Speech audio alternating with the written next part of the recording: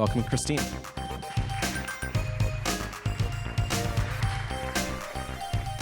Hi, thanks so much. It's a pleasure to be here to talk to you about MuseNet. This is a neural net that can compose pieces of music that are around 2 to 4 minutes long in hundreds of different styles. So I thought I would dive right in by playing a few examples. The nice thing about this being a neural net is that it can learn very complex pieces, things that would be really hard to do if we were trying to write out a set of rules for how music should go. So this is the neural net creating a violin piano piece in the style of Beethoven.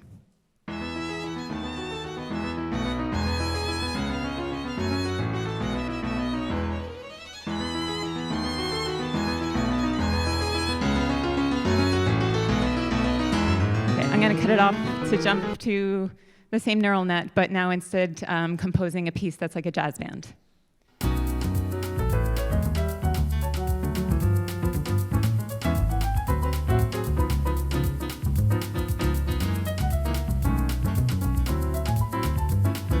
Okay, I'm going to cut that one off as well, just in the interest of time. But as you heard, this project has been focused entirely on MIDI generation. And I think of that as focusing on the aspect of composing a piece. So I've been really interested in, can I generate pieces that are melodically consistent over a couple minutes? I'm not teaching the model anything about rhythm. It has to learn about rhythm. It has to learn about instruments. So the other side, of course, is going to be the performance side. And I think that's where a lot of music generation is going in the future. But this is entirely on the composition side. So I didn't realize I was going to be following a language talk just so recently. But music generation now is drawing inspiration from that same unicorn example. In fact, Alex sits next to me, who's the unicorn guy at OpenAI. So a language model trains on tons and tons of data where it has this task of guessing what word is going to come next. So you can imagine an untrained neural net is, like, for this first thing, it's just going to spit out tons of words. They're going to be nonsense. As the neural net gets trained, it's going to learn good first words might be the, it, she, maybe hello. So now, if a neural net's been trained, it now has fewer guesses for what the next word should be, maybe how or my.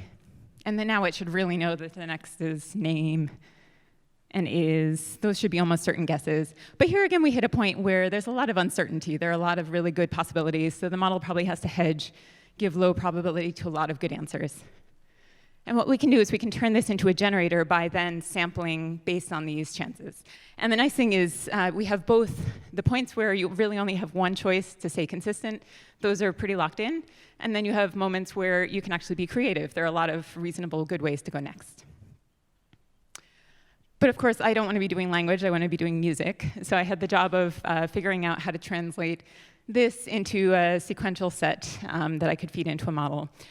And at the moment, I'm using a sort of simplified MIDI notation, which is a very event-based thing. So the model sees that there's first a C, there's another C that turns on, then it has to wait a certain amount of time. Now that lower C turns off, the G turns on, it again has to wait. The G turns off, the E turns on, and so forth like that. And the nice thing about this is it's a very condensed system. So this is what an entire page of Chopin looks like. And MuseNet is trained on millions of examples like this. So it starts to get really good at this job of, now that I've seen the sequence of notes, what do I think is going to come next? And I don't have it, I didn't show it in the slide, but it's also hearing the volume of the notes, the instruments. It's learning all sorts of things like that. The other thing I'm telling it is I'm always telling MuseNet the composer and the instrument that's going to start each example. So it'll know whether to expect something in the style of Bach, something in the style of Christmas, of Lady Gaga, whoever you want. And again, I'm not actually teaching, I'm not telling the model ahead of time anything about these composers. But what you can do is you can look at the embeddings the model learns for these composers. And it learns really sensible things, like all these French composers are similar, jazz composers are in another spot. And looking at this also makes me wonder, like, so who is the composer over here or there? Anywhere that's not a dot there. And what you can literally do is kind of put in that position into the model and see what kind of piece comes out. So there's a lot of possibility for not only imitating human pieces, but creating new styles.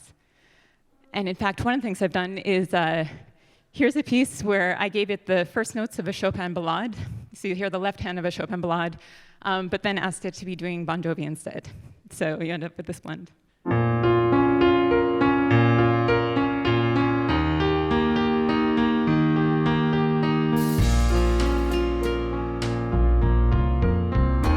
I love that the left hand of the Chopin ballade stays, even though it's trying to be Bon Jovi. So.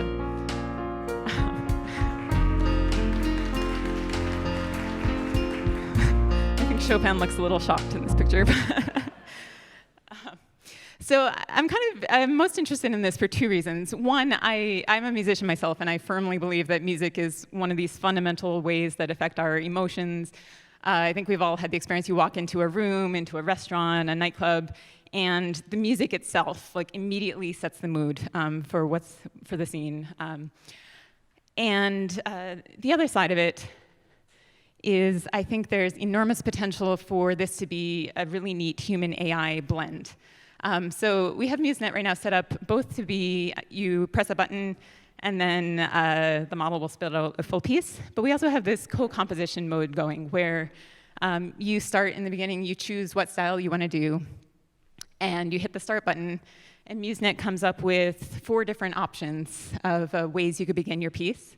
And you choose your favorite one, and then the model goes back, and it generates a little more of that same piece, but it gives you 4 different options of how you could do it. Again, you choose your favorite one, and so forth. And at the end, you really have a sort of human-AI joint creation at this point. And for me, this feels like a superpower, because I can't compose on my own, but I can compose like this. So I just want to close with the thought that this is one step towards music generation. I think it's going to get a lot more powerful. It's going to get more emotional. We'll be more connected to it. One thing I hear often is people saying, well, we connect to music because we connect to the composer who's behind the piece. And then hearing the talks today, I wonder how it's going to be when, instead of being this sort of black box neural net, we're thinking like, oh, it's this AI creation that we're connected to, it's our virtual being we're connected to, and how that'll pull the emotion, make us more connected to the music and more connected to our virtual beings. So, thank you.